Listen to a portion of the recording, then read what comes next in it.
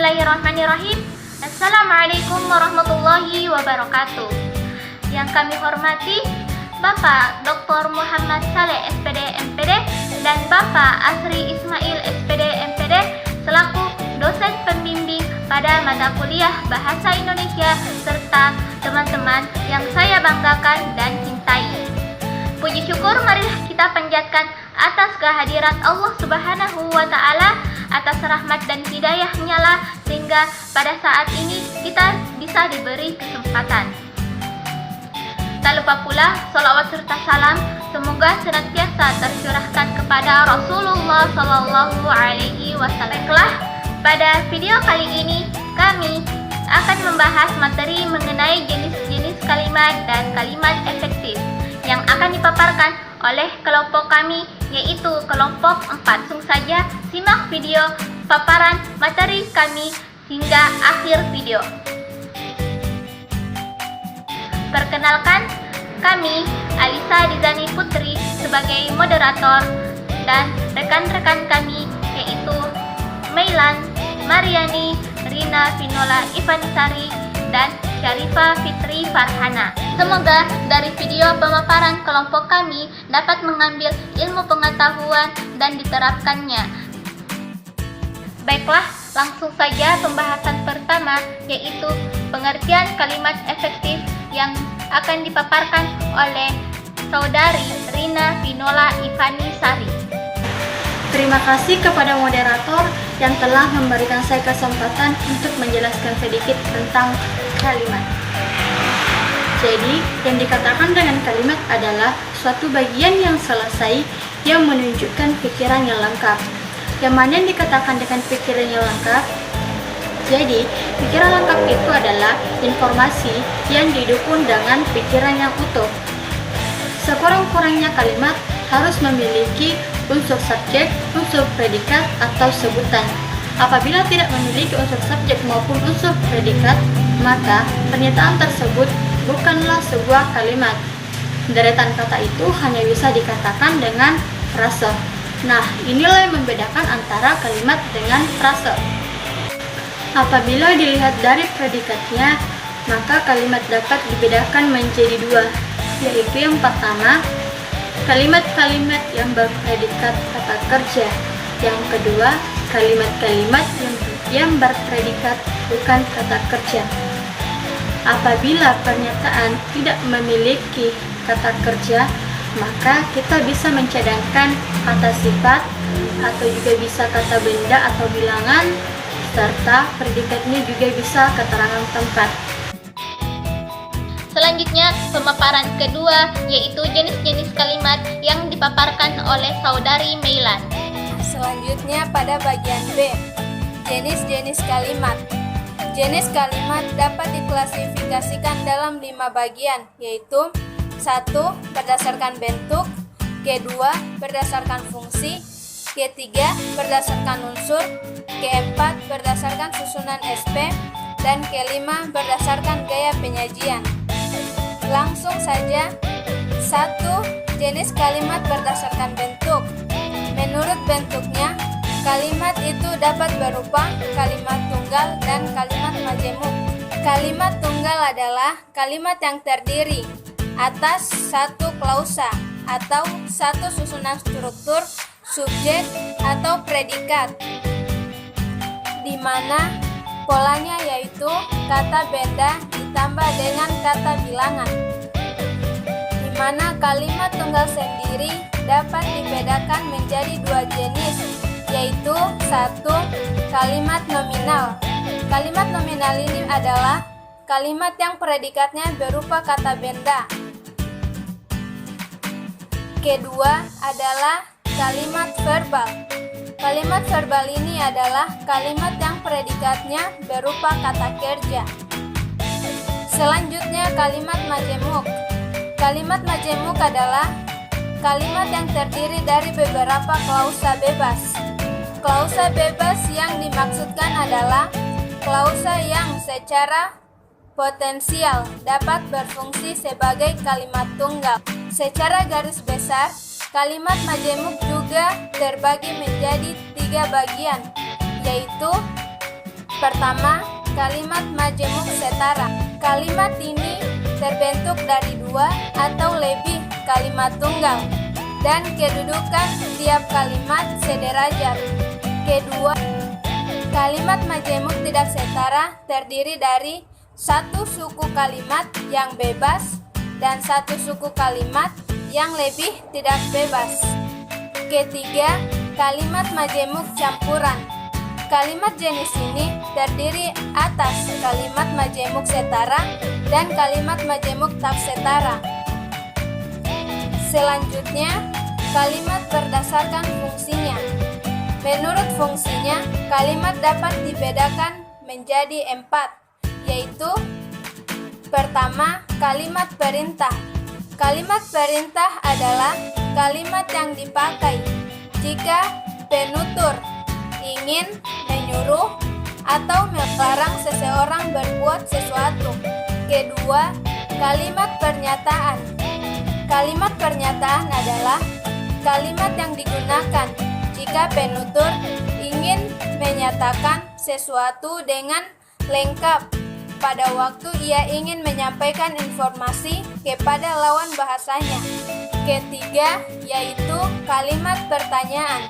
Kalimat pertanyaan adalah kalimat yang digunakan jika penutur ingin memperoleh informasi atau reaksi yang diharapkan. Keempat, yaitu kalimat seruan. Kalimat seruan sendiri adalah kalimat yang digunakan ketika mengungkapkan perasaan yang kuat atau yang mendadak. Yang ketiga yaitu berdasarkan unsur kalimat. Berdasarkan unsur kalimat, kalimat dibedakan menjadi dua bagian, yaitu 1. Kalimat lengkap. Kalimat lengkap adalah kalimat yang sekurang-kurangnya terdiri dari satu buah subjek dan satu buah prediksi. Pembahasan materi selanjutnya yang akan dipaparkan oleh saudari Syarifah Fitri Farhana. 4. Berdasarkan susunan S sampai P. Pertama, kalimat versi, kedua, kalimat inersi. 5. Jenis kalimat menurut bentuk kriterianya. Pertama, kalimat yang melepas. Kedua, kalimat yang berlimaks. Ketiga, kalimat yang berimbang. C. Kalimat efektif. Kalimat efektif terbagi menjadi 3 bagian, yaitu 1. Pengertian efektif. Pengertian efektif menurut KBBI ialah ada efeknya atau akibatnya, pengaruhnya, kesannya, manjur atau mujarab, atau tentang obat, dapat membawa hasil, berhasil guna, atau tentang usaha, tindakan. 2. Pengertian kalimat efektif. Kalimat efektif ialah kalimat yang memiliki kemampuan untuk menimbulkan kembali gagasan-gagasan pada pikiran pendengar atau pembaca seperti apa yang ada dalam pikiran pembicara atau penulis. Pembahasan keempat yaitu ciri-ciri kalimat efektif yang akan dipaparkan oleh saudari Mariani. Baiklah, saya akan menjelaskan sedikit mengenai ciri-ciri kalimat efektif. Kalimat efektif memiliki ciri-ciri yang harus dipenuhi, yaitu pertama, kesepadanan struktur. Kesepadanan struktur adalah keseimbangan antara gagasan atau pemikiran dengan struktur bahasa yang dipakai dalam suatu kalimat.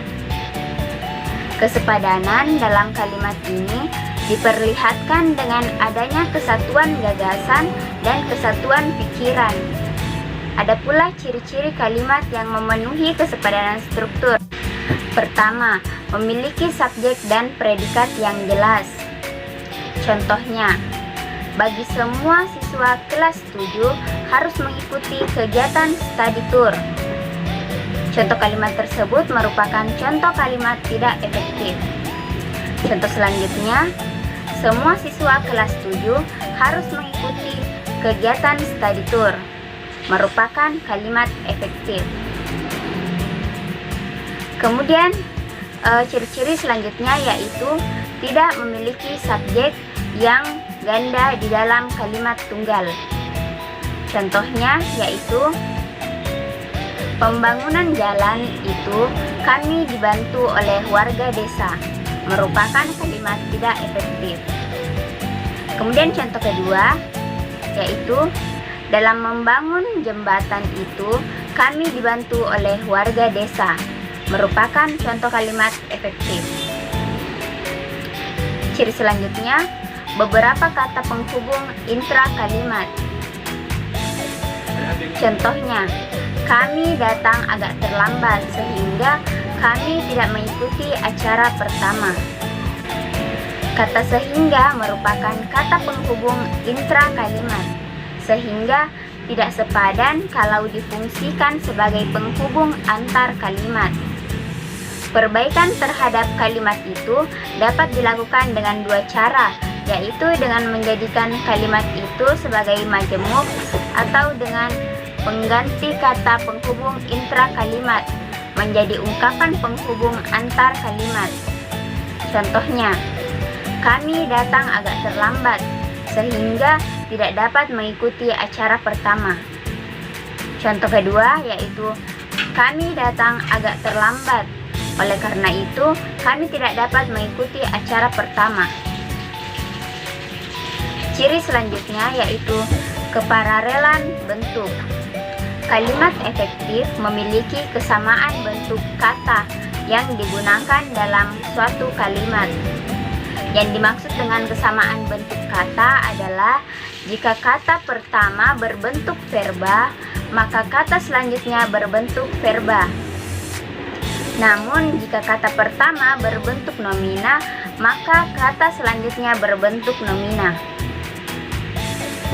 Contohnya, langkah-langkah dalam menulis kalimat efektif adalah memahami, mengetahui, dan mengaplikasikan definisi kalimat efektif, merupakan kalimat tidak efektif. Contoh selanjutnya yaitu, langkah-langkah dalam menulis kalimat efektif adalah memahami, mengetahui, dan mengaplikasikan definisi kalimat efektif, merupakan contoh kalimat efektif. Ciri selanjutnya yaitu kehematan kata. Kalimat efektif tidak menggunakan kata-kata atau frasa yang tidak perlu digunakan. Untuk menghindari pemborosan kata di dalam kalimat, hal yang harus diperhatikan adalah: pertama, menghindari unsur yang sama dalam majemuk. Contohnya yaitu, saya tidak suka apel dan saya tidak suka pepaya, merupakan contoh kalimat tidak efektif. Contoh selanjutnya, saya tidak suka pisang dan anggur, merupakan kalimat efektif. Selanjutnya, menghindari kesinoniman dalam kalimat. Contoh, saya hanya memiliki 3 buah buku saja, merupakan contoh kalimat tidak efektif.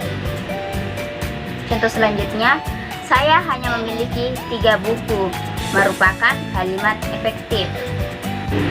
Ciri selanjutnya yaitu kecermatan. Yang dimaksud dengan kecermatan adalah cermat dan tepat dalam memilih kata, sehingga tidak menimbulkan keracunan dan makna garis. Kemudian, ciri yang selanjutnya yaitu ketegasan. Ketegasan atau penekanan ialah suatu perlakuan penonjolan terhadap ide pokok dari suatu kalimat.